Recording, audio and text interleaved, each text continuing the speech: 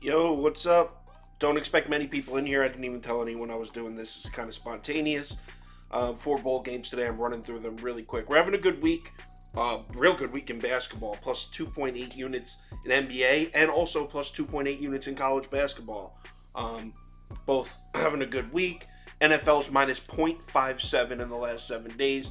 Bowl games, I'm minus 1.8 units so far. Haven't had the best luck. These bowl games are crazy, but they're fun. They're fun.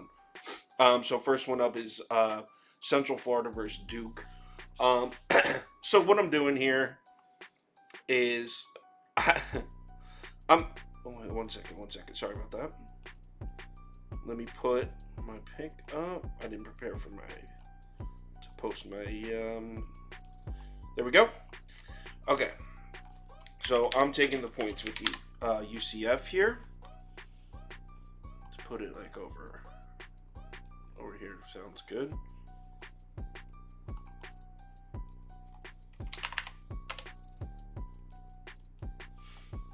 All right, so UCF plus 3.5. Basically, I think we're looking at a field goal game here, back and forth. So either team plus 3.5, I'm going to take.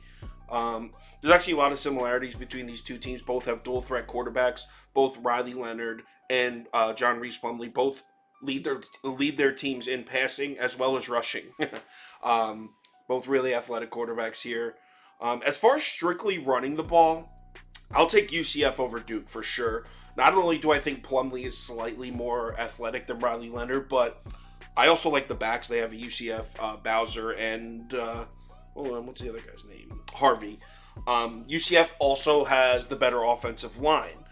So that's where the edge is for Central Florida, definitely. I think both teams can run the ball. I think UCF can run the ball better. That being said, the reason Duke's favored is the passing game. And if you look at Riley Leonard's numbers next to John Reese Plumlee throwing the ball, it doesn't look like he's much better. They have somewhat similar numbers. Riley Leonard a little bit better. But if you watch these two guys play, I think it's pretty clear that Riley Leonard has more arm talent. Also, Duke's defense, although Duke's defense isn't good, don't get me wrong, but still slightly better than UCF. UCF is really struggling on the defensive side of the ball, especially in the secondary. So that's what the odds makers are thinking here. That's probably why this line is where it is. I think they're seeing both teams able to run the ball on each other, but Duke having the edge in the passing game. And I see that. I just like UCF's run game more. And I also think there's a bit of a Power 5 tax going on here. We got ACC versus AAC.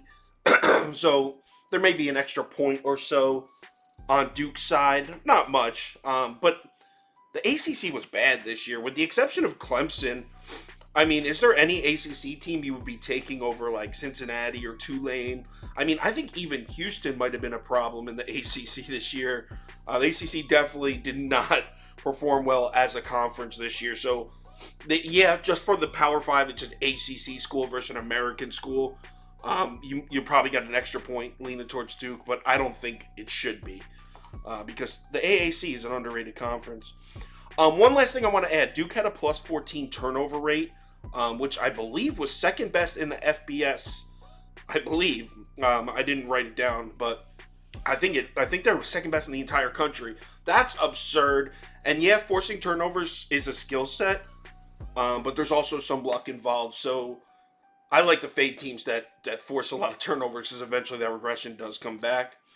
I'm taking the points because I think UCF's run game's better.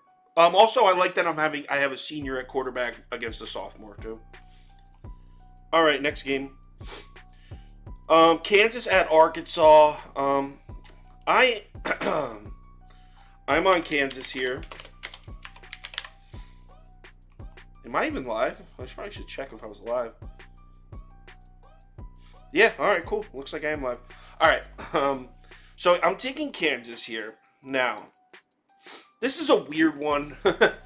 Arkansas is missing so many pieces. I only have like 3 sentences of notes here because it's just insane. This will probably be, of the 4 games today, this will be my lightest bet. Probably put $100 on this or something. So Arkansas is missing, I think it's 27 players now. I believe only 9 are starters. A lot of players are transferring because they weren't getting playing time, etc., etc. But they are completely gutted. KJ Jefferson and Raheem Sanders, Rocket Sanders, both playing. Obviously, that's huge. The two most important pieces of that offense. And this is Kansas. I apologize. I just got over being sick, and now I'm sniffling again. I don't know. I hate this time of year. So I expect Arkansas to score points because this is Kansas defense, and they still have their two main dudes in there, KJ Jefferson and Rocket Sanders. That being said, they're missing 2 starters on their offensive line and 3 of their 4 leading receivers.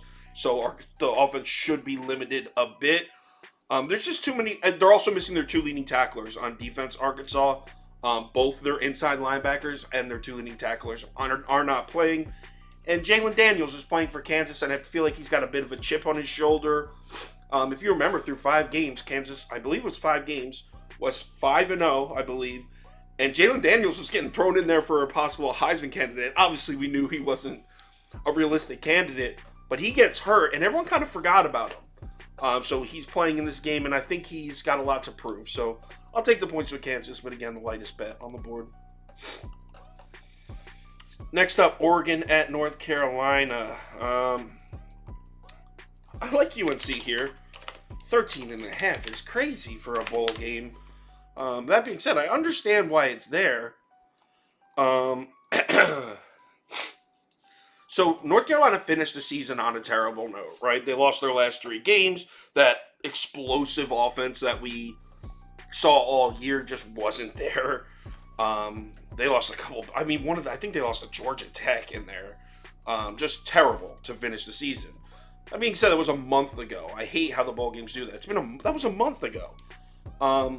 This game's being played at Petco Park in San Diego, so we should see some decent weather. I think it's going to be like mid-50s tonight. Beautiful.